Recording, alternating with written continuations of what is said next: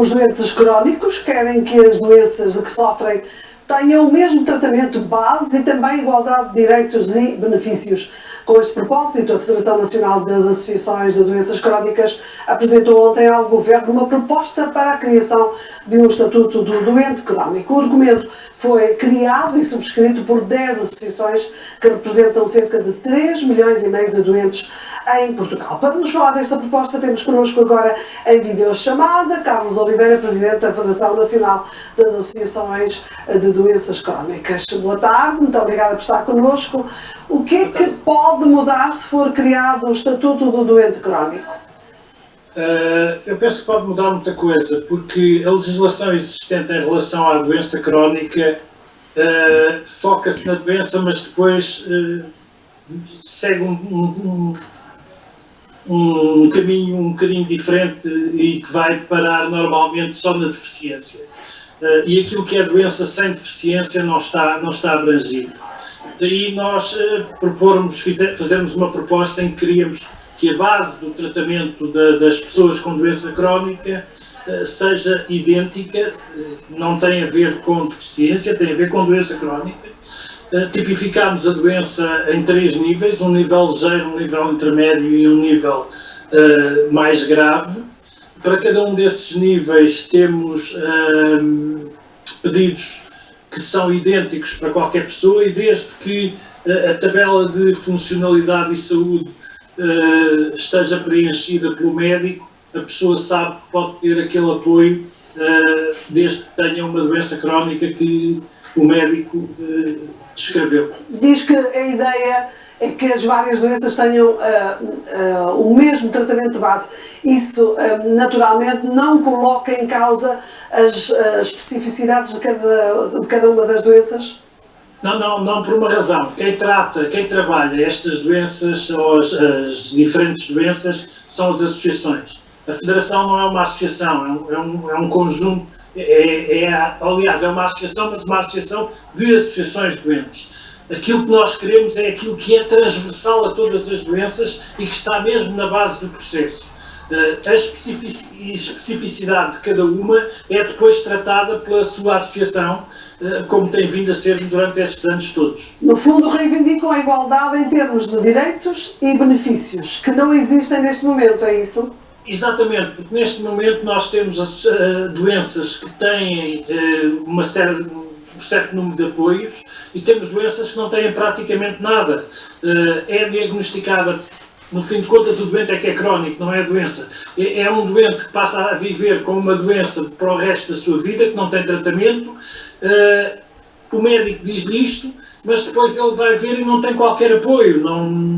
Há doenças que não têm medicamentos comparticipados, há doenças que não têm isenção de taxas, há doenças que não têm apoio em casos de equipamentos de suporte de vida, e nós precisamos que isso seja idêntico para as doenças crónicas, que não haja esta discriminação entre pessoas que vão viver para o resto da vida com uma doença. Sim, no fundo é tratamento igual para todos. O documento foi criado e subscrito por 10 associações. Como é que foi juntar tantas associações? Foi fácil? Isto no fim de contas, isto é uma necessidade que as associações de doenças crónicas têm, porque elas entendem que, como eu disse, há umas que já têm apoios negociados e a funcionar, mas há outras que não têm, por isso é muito fácil juntar estas associações. E neste momento já não são 10, já cresceu um bocadinho.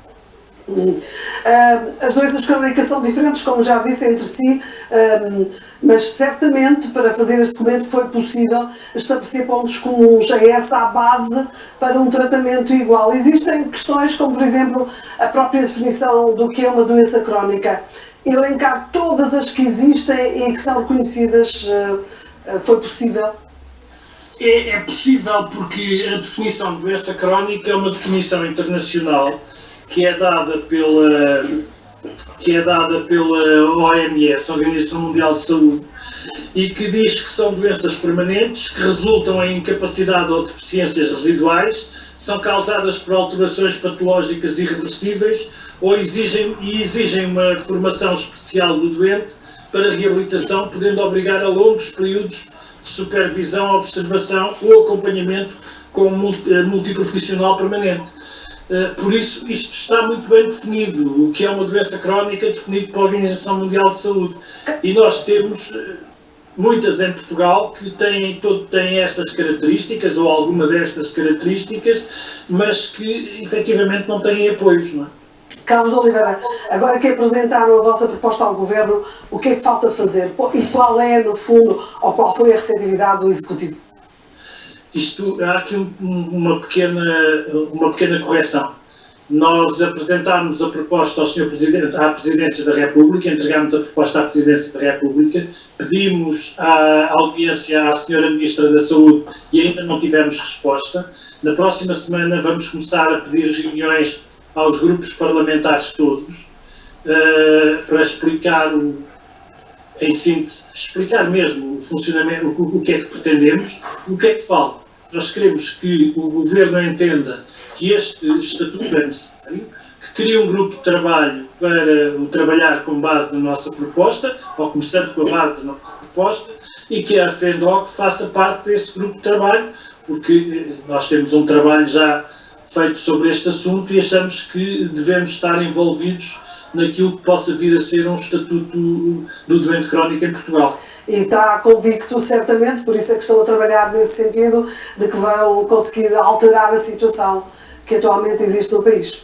Nós não estamos convictos de nada, nós queremos é que aconteça e iremos fazer tudo o que for possível legalmente para que isso aconteça. Segundo o Plano Nacional de Saúde, as doenças crónicas incapacitantes abrangem entre 40% a 45% do total das doenças sinalizadas em Portugal. Portanto, isso justifica só por si todo o trabalho que estão a desenvolver. Muito obrigada e muito sucesso para o vosso propósito. Muito obrigado, Dina, e obrigado pela divulgação que vocês têm e a ajuda que nos têm dado. Muito obrigado também. Boa tarde. Obrigada, boa tarde.